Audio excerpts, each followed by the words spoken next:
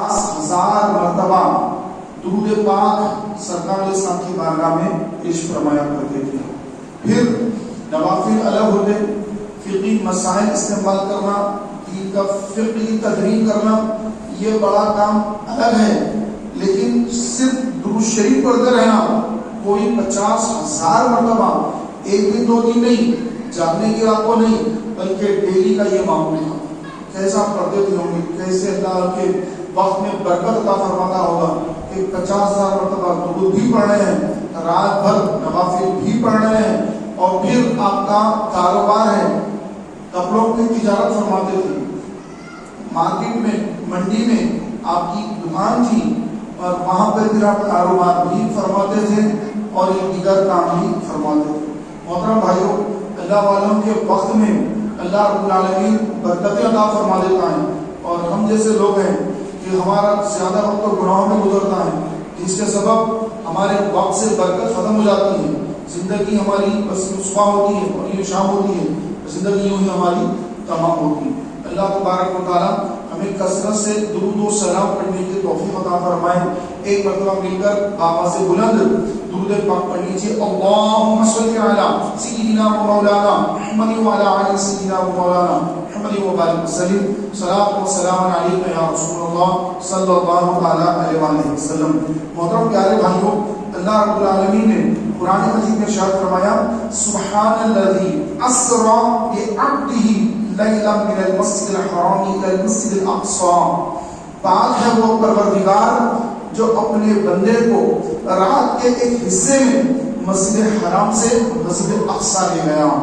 تو یہ شب معراج کا ذکر قرآن مجید میں موجود ہے کہ اللہ رب العالمین نے اپنے پیارے محبوب کریم صلی اللہ علیہ وآلہ وسلم کو رات کے ایک حصے میں مسجد حرام یعنی خانہ کعبہ، مسجد حرام مکہ مکرمہ میں جو مسجد اللہ کا گھر ہے، خانہ کعبہ ہے، تو وہاں سے کہاں لے گیا اللہ تعالیٰ؟ مسجد اقصی. یہ جو فلسطین ہے جہاں پر یہودیوں نے مسلمانوں کو بہت زیادہ ظلم کر کے تنگ کر کے رکھا ہے، یہ وہی فلسطین ہے جہاں مسجد اقصی ہے. اور مسجد اقصی کا ذکر اللہ نے قرآن مجید میں فرمایا. ہمارے آقا علیہ السلام کو اللہ نے رات کے ایک حصے میں مکہ مکرمہ سے فلسطین لے گیا. اللہ تعالیٰ کو فرما رہا ہے کہ ہم مسجد اقصی لے گئے. کہاں سے؟ مکہ سے. مسجد حرام لے گئے، مسجد حرام سے مسجد اقصی لے گئے، فلسطین لے گئے. تو اس کا ذکر قرآن مجید میں ہے. اور ہمارے آقا نبی کریم صلی اللہ علیہ وسلم وہاں پہنچے اور وہاں پر آقا کریم علیہ السلام نے سارے انبیاء، جتنے انبیاء علیہ السلام ہیں، آدم علیہ السلام سے لے کر عیسیٰ روح اللہ علیہ السلام تک، جتنے انبیاء علیہ السلام کو اللہ نے دنیا میں مبعوث فرمایا، ہر نبی وہاں مسجد اقصی میں موجود ہیں اور ہمارے آقا کا انتظار ہو رہا ہے. اور آقا کریم علیہ السلام تشریف لائے اور امامت فرمائی. سارے انبیاء حضور کے مقتدی، ہر نبی حضور علیہ السلام کے پیچھے 10 بستہ اللہ کی بارگاہ میں کھڑا ہے. نبی کے پیچھے کھڑے ہیں، حضور کے پیچھے کھڑے ہیں، اللہ کے حبیب کے پیچھے کھڑے ہیں، محبوب کے پیچھے کھڑے ہیں. ہر نبی حضور علیہ السلام کے پیچھے کھڑے ہیں. اور آقا علیہ السلام کو وہاں پر امام الانبیاء فرمایا گیا کہ انبیاء علیہ السلام کے امام الانبیاء محمد رسول اللہ صلی اللہ علیہ وسلم. وہاں پر آقا کریم علیہ السلام نے انبیاء علیہ السلام کی امامت فرمائی. اس کا ذکر قرآن میں موجود ہے کہ ہم نے مکے سے بیت المقدس تک ہم تم کو لے گئے.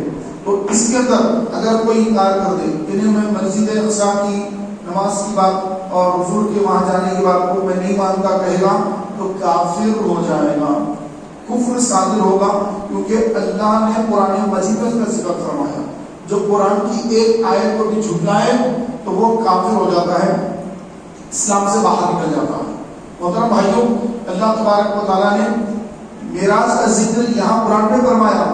اب اس کے بعد بہت ساری احادیث صحیحہ سے، بخاری شریف، مسلم شریف، ابو داؤد، نسائی، ترمذی، یہ جو 7 سنن کی حدیثیں ہیں، ابن ماجہ، تو ان احادیث مبارکہ سے مسجد اقصی سے لے کر کے پھر اللہ کے رسول صلی اللہ علیہ وسلم آسمانوں کی سیر فرماتے ہوئے عرش اعلیٰ تک پہنچے اور سدرۃ المنتہا جو ہے جہاں پر حضرت جبریل ان کا مقام ہے وہاں کو رہتے ہیں، وہاں جانے کے بعد جبریل کی اور ہمارے آقا کی جدائی ہو جاتی ہے۔ جبریل عرض کرتے کہ یا رسول اللہ اب میں آگے نہیں جا سکتا، پہلا آسمان، دوسرا، تیسرا، چوتھا، پانچواں، چھٹا، ساتواں آسمان پار کرنے کے بعد سدرۃ المنتہا کا جو مقام ہے وہاں پر جبریل امین علیہ السلام کی وہاں پر اینڈنگ ہے، آگے نہیں جا سکتے۔ کیوں کہ اللہ تبارک و تعالیٰ کی نورانی تجلیات، اللہ کی جو تجلیات ہیں وہ تجلیات اتنی بھاری ہیں کہ نوری مخلوق کا سردار جبریل امین یہ عرض کرتا نظر آ رہا حضور کی بارگاہ میں کہ یا رسول اللہ آگے میں نہیں جا سکتا، کہ آگے اللہ کی ایسی تجلیات ہیں، اگر میں تھوڑا بھی آگے بڑھاؤں تو میرے پر اور میرے بال یہ سب اللہ کی تجلیات سے جل جائیں گے، میرے اندر کی طاقت نہیں کہ میں اللہ کی تجلیات کو برداشت کر سکوں۔ تو جبریل نے اپنے آپ کو نبی کی طرح نہیں سمجھا، نبی کی طرح سمجھتے تو کہتے کہ میں بھی آپ کے ساتھ چلتا ہوں، نہیں، آپ الگ ہیں، میں الگ ہوں، آپ کا مقام بلند ہے، میرا مقام یہاں ختم ہے۔ یہ جبریل علیہ السلام کے ان کا انداز اور ان کا مقام اور ان کا مرتبہ کہ وہ خود فرما رہے کہ میں آگے نہیں جا سکتا ہوں۔ تو اب آپ اندازہ لگائیے، یہاں ایک نقطہ اور طلب ہے کہ نبی علیہ السلام کو بعض لوگوں نے اپنی طرح بشر کہا اور لوگوں کو کہتے پھرتے ہیں کہ حضور ہماری طرح انسان ہے، لیکن جبریل فرما رہے ہیں کہ یا رسول اللہ اگر میں ایک قدم بھی آگے بڑھا تو میرے سارے پر اور بال جل جائیں گے، وہ پر جسے میں پرواز کرتا ہوں میرے سارے پر جل جائیں گے۔ جبریل کون؟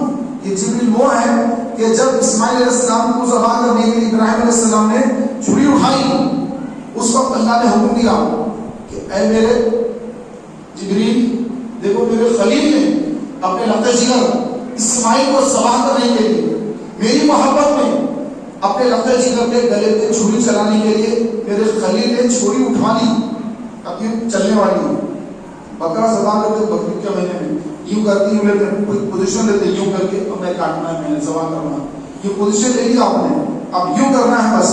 اس وقت حکم ہو رہا ہے جبریل کو کہ جاؤ جبریل جنت سے ایک میڑا ایک دمبا لے کر فوراً زمین پر جاؤ اور اسماعیل کو ہٹاؤ اور ان کے بدلے میں یہ فدیہ، یہ دمبا ان کے بدلے میں فدیہ ہے، لہٰذا تم پہنچو جلدی۔ تو وہاں سے اپنے مقام سے جنت میں گئے، جنت سے دمبا لیا، پھر زمین پر آئے، اسماعیل علیہ السلام کو ہٹایا اور وہاں دمبا رکھا، تو ابراہیم علیہ السلام نے اس دمبے کے گلے پر چھری پھیر دی اور وہ دمبا ذبح ہو گیا، اور ہمیں بقرعید کی عید جو ملی وہ اسی واقعے سے بقرعید کی عید اللہ نے ہم کو عطا فرمائی۔ پیارے بھائیوں اب اس کا اندازہ لگائیے جبریل علیہ السلام کی اسپیڈ کا کیا عالم ہے، کیسی اسپیڈ ہے، کیا ان کے اندر اللہ نے کیسی روحانی طاقت رکھی ہے کہ آن کی آن میں سدرا سے جنت، جنت سے زمین، پھر کو ہٹائیں گے، عمل بھی کیا، بکرا ذبح بھی ہو گیا۔ تو اتنی طاقت رکھنے والے فرشتے، سارے ملائکہ کے سردار جبریل علیہ السلام یہ عاجز نظر آ رہے ہیں، کہاں؟ سدرا پر۔ اصل کی یا رسول اللہ اب میں آگے نہیں جا سکتا، یہ میری حد ہے، اگر آگے جاؤں گا تو میرے بال پر سب جل جائیں گے۔ تو نبی علیہ السلام کو جبریل نے اپنی طرح نہیں سمجھا۔ تو بعض لوگ یہاں پر کہتے ہیں کہ حضور ہماری طرح ہے، ہمارے بڑے بھائی کی طرح ہے، ان کی تعظیم ایسی کرو جیسے گاؤں کے مکھیا کی تعظیم کرتے ہیں، نعوذ باللہ۔ تو میرے پیارے بھائیوں اہل سنت جماعت کا جو عقیدہ ہے وہ یہ ہے کہ ہم نبی کریم صلی اللہ علیہ وسلم کو نور بھی مانتے ہیں، بشر بھی مانتے ہیں۔ حضور بشر بھی ہے، حضور نور بھی ہے، صرف نور اور بشر کا انکار کرے تو گمراہ، اور صرف نور اور بشر کا انکار کر دیے یا بشر ہی مان لیے نور کا انکار کر دیے تو گمراہ۔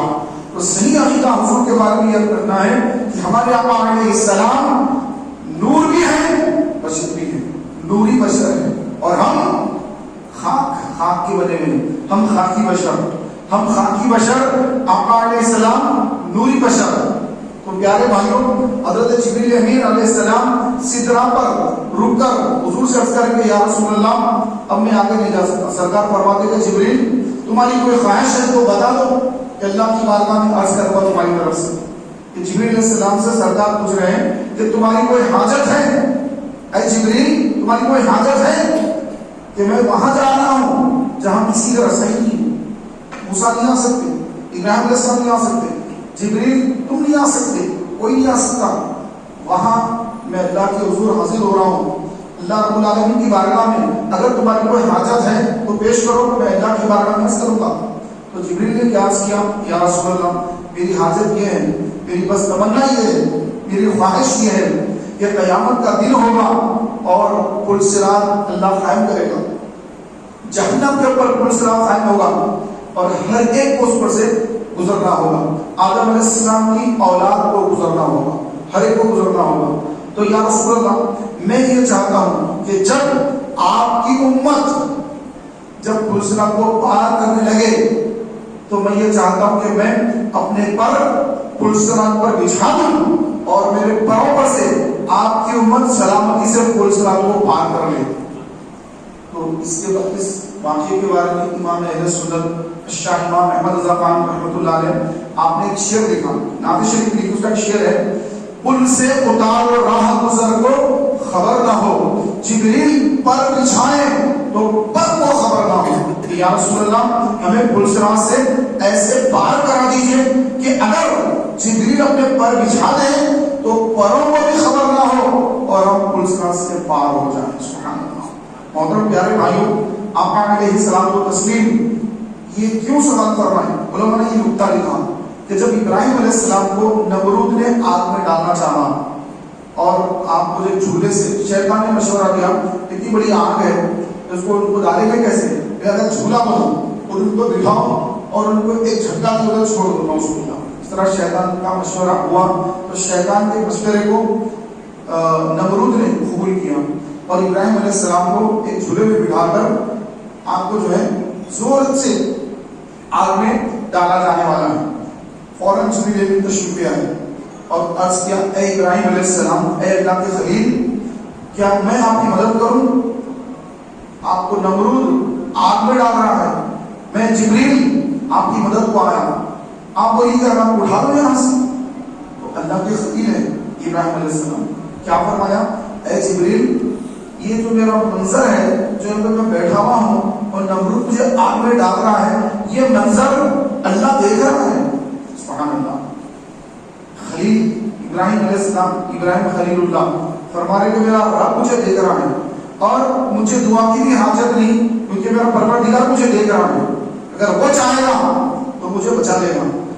اے جبریل مجھے تیری کوئی حاجت نہیں ہے، تیری مدد کی بھی ضرورت نہیں ہے، میرا رب مجھے دیکھ رہا ہے اور میرا رب میری مدد پر قادر ہے، میں تیری مدد کرنے کو تیار نہیں ہوں.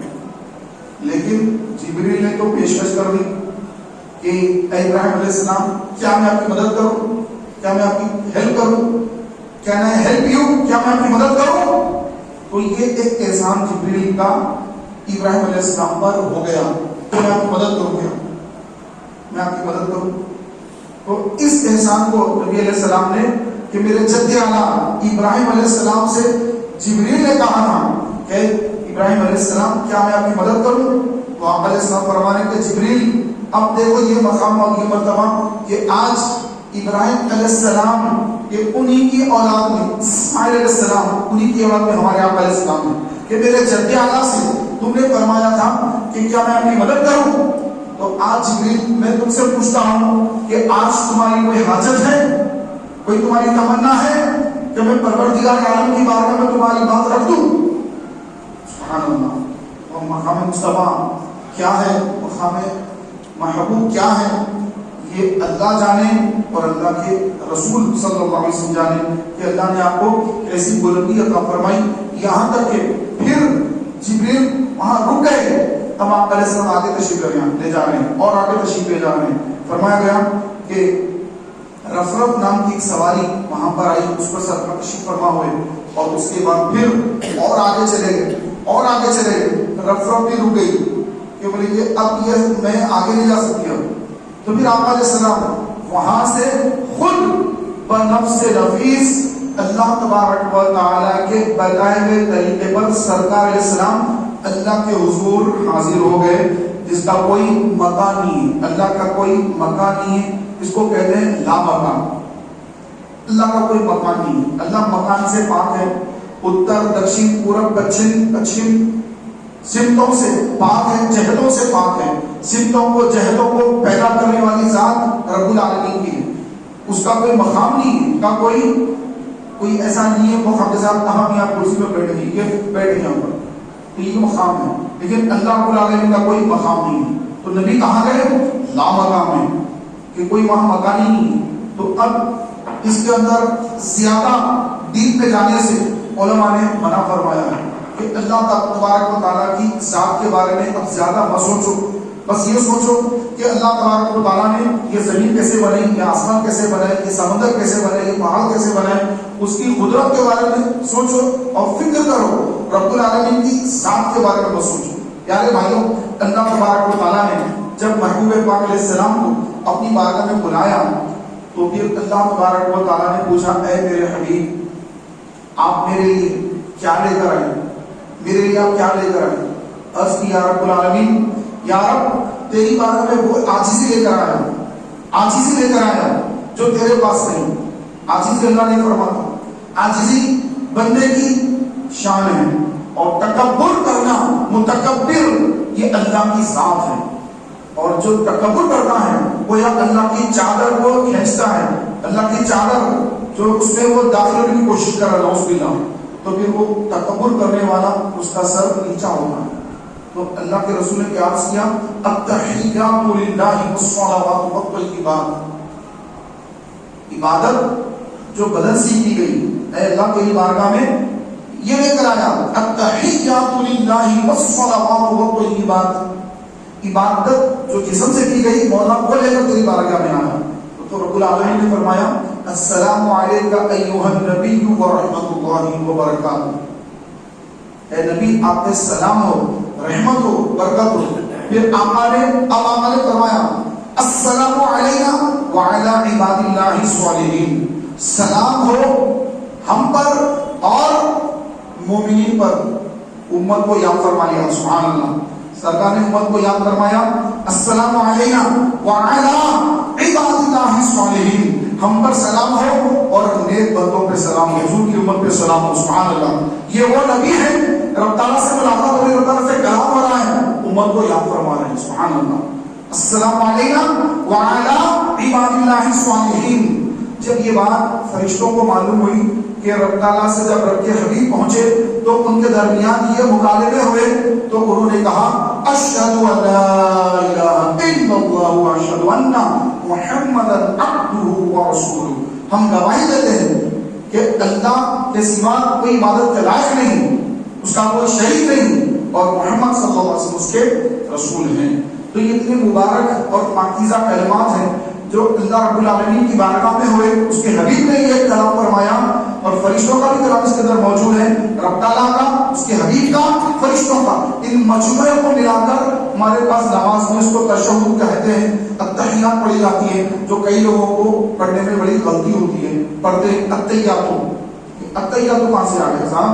التحیات غلط پڑھتے ہیں. 99% لوگ غلط پڑھتے ہیں. صحیح کون پڑھتے ہیں؟ جو کسی قاری کے پاس بیٹھ کر اس کے درست مخارج کو سیکھ کر ایسا سنیو پڑھ لیا نہیں، سیکھنا پڑتا ہے. اس کو سیکھ کر جو صحیح تلفظ کی ادائیگی کے ساتھ پڑھتے ہیں تو ان کی ہی التحیات کے وہ قبول ہوتی ہے. اب اس طرح التحیات للہ والصلوات والطیبات ٹوٹلی رانگ. صحیح جو پڑھنا ہے وہ ہے التحیات للہ والصلوات والطیبات. یہ صحیح تلفظ ہے. تو لہٰذا میرے پیارے بھائیوں، یہ جو معراج النبی صلی اللہ علیہ وسلم ہے، یہ اللہ تبارک و تعالیٰ نے محبوب کو اپنے پاس بلا کر اور اپنا دیدار کروا کر 5 نمازوں کا محبوب کو، محبوب کی امت کو تحفہ عطا فرمایا. 50 دی لمبا باقی ہے. موسیٰ علیہ السلام نے عرض کیا تھا کہ کم کرائیے تو 45 40 35 30 25 20 15 10 5 موسیٰ نے کہا یا رسول اللہ اور کم کرائیے، آپ کی امت 5 نمازیں نہیں پڑھے گی.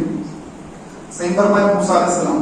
موسیٰ علیہ السلام نے فرمایا میں نے اپنی قوم بنی اسرائیل کو بہت آزمایا اور آپ کی امت بھی 5 نمازیں نہیں پڑھے گی، کم کرائیے. آپ نے فرمایا اے موسیٰ علیہ السلام اب مجھے اللہ کی بارگاہ میں جانے شرم آتی ہے کہ اللہ نے 50 سے 5 کر دی تو اب کتنی تو نمازیں پڑھ لیں. رب العالمین نے فرمایا کہ اے محبوب آپ کی امت نمازیں تو 5 پڑھے گی لیکن ثواب 50 نمازوں کا ہم عطا فرمائیں گے. تو موسیٰ علیہ السلام کے وسیلے سے 50 جا کے 5 نمازیں ہو گئی اور ثواب رب العالمین نے رکھا 50 نمازوں کا. پڑھ لیں 5 مل کتنی رہی ہے 50 نمازوں کا ثواب ملا. سبحان اللہ. تو میرے پیارے بھائیوں 50 نمازوں کا ثواب ہے تو 5 نماز کو ہم پڑھنا چاہیے. اللہ تعالیٰ کی بارگاہ میں دعا کہ اللہ مجھے آپ کو ہم سب کو 5 وقت نماز کا پابند بنائے. 2 اعلانات ہیں. ایک اعلان تو یہ ہے کہ 3 کے دن انشاءاللہ رب العالمین یہ شب معراج النبی کی محفل یہاں مسجد گلبانو مرکز پر ہوگی 9:30 بجے 9:30 بجے انشاءاللہ تبارک و تعالیٰ.